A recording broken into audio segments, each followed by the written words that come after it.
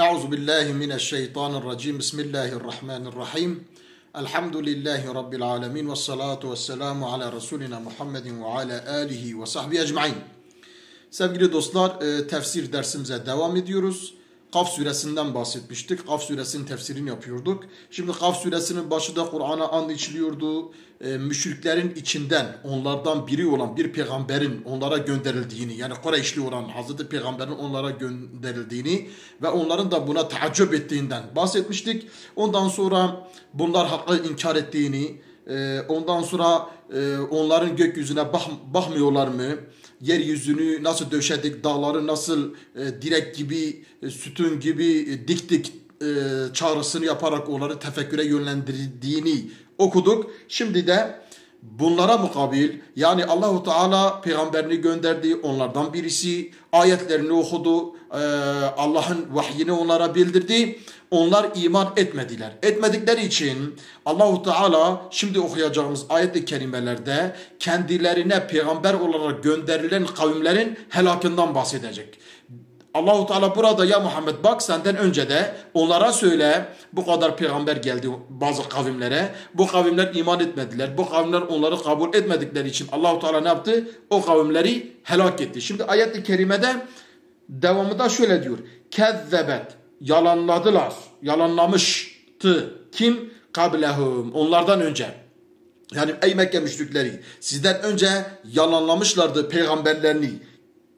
Kimin kavmi? Kavmu Nuhin, Nuh'un kavmi. Hazreti Nuh Aleyhisselam kavmi de, yani Hazreti Nuh 950 yıl kendi kavmine peygamberlik yaptı. Onlara tebliğ etti, onlara vaaz etti, onlara nasihat etti. Onlara Allah'ın ayetlerini anlattı. Onlara doğru yola çağırdı. Onlar iman etmediler. Ey Mekke müşrikleri ve ondan sonra gelen kavimler, eğer sizler Allah'a ve Resulüne iman etmezseniz Nuh'un kavminin başına gelenler sizin başına da gelir. Çünkü onlar inkar ettikleri için Allah onları helak etti.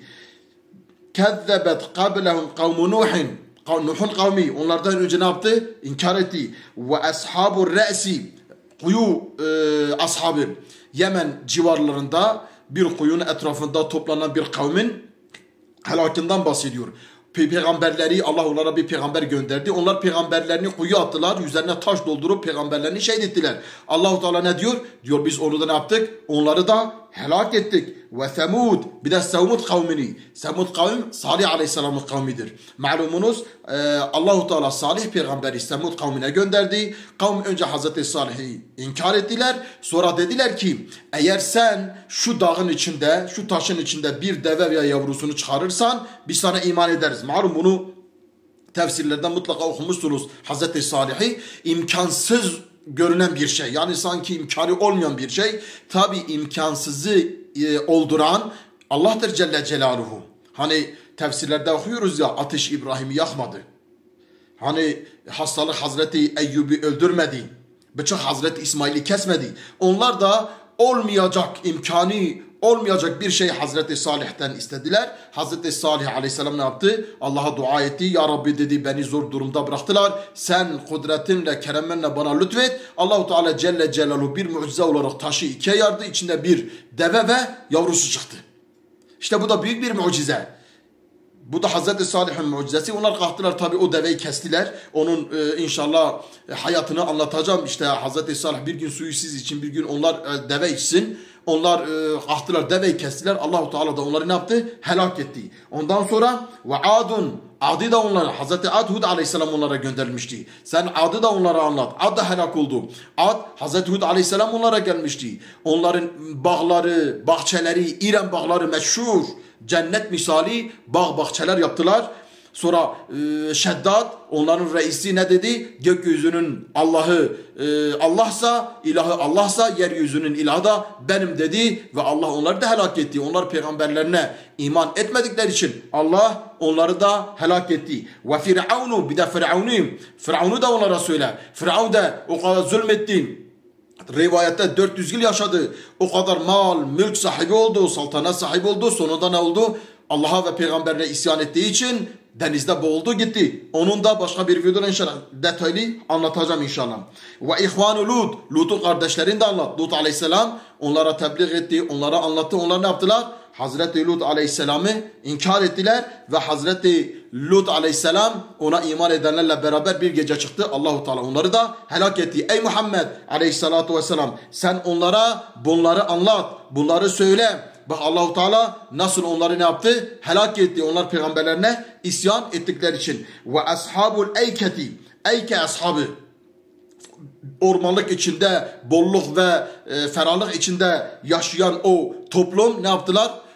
Zevk-u sefanın peşine düştüler. Haramın içine girdiler. Allah'a isyan ettiler. Allahu Teala da gündüz içinde bir karanlık onlar üzerine gönderdi ve onları helak etti. Sen onlardan da ne yap? Bahset ya Muhammed. Onlar da bolluk içinde peygamberlerine iman etmedikleri için Allahu Teala onları da helak etti. Ve kavmu Tubba'i, Tubba kavmi. Tubba Yemen'de yaşanan, krallara verilen, Firavun'a verilen isim gibi bir isimdir. Tubba ashabından da bahset. Onlar da helak oldu. Onlar da zevk-u sefanın içindeydiler. O Tubba kavmi ne oldu? Peygamberlerine iman etmedikleri için Allah onları da ne yaptı? Helak etti. Bunları hepsini söyledikten sonra Allahu Teala kullun, bunlar hepsi kezzeber rusule, peygamberleri yalanladılar. Bunlar peygamberleri yalanladığı için Allahu Teala hepsini ne yaptı? Fe hakka vaid, vaadini, sözünü hak olarak yerine getirdi ve bunları ne yaptı? Helak etti. Ey insanlar, ey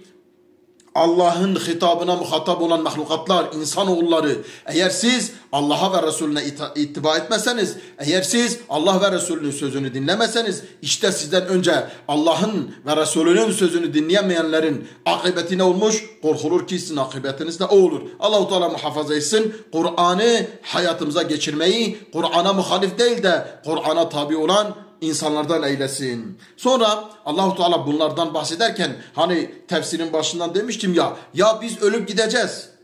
Yok olacağız. Nasıl bir daha dirileceğiz? Allahu Teala şimdi ondan bahsedecek.